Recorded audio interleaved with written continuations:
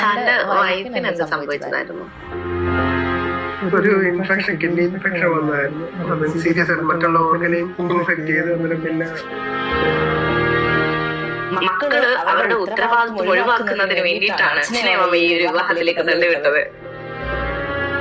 മക്കളൊക്കെ ഉണ്ടെങ്കിലും അവർക്ക് അവരുടേതായ തിരക്കും, പക്ഷെ എന്നാലും നമുക്കൊരു സ്പേസ് അവിടെ ഒഴിഞ്ഞു കിടക്കുക. എല്ലാം ആചാരിതമായിട്ട് സംഭവിച്ചതാണ്. ആ ഒരു ദൈവത്തിന്റെ ഒരു തീരുമാനം പോലെയാണ് എനിക്ക് തോന്നിയിട്ടുള്ളത്.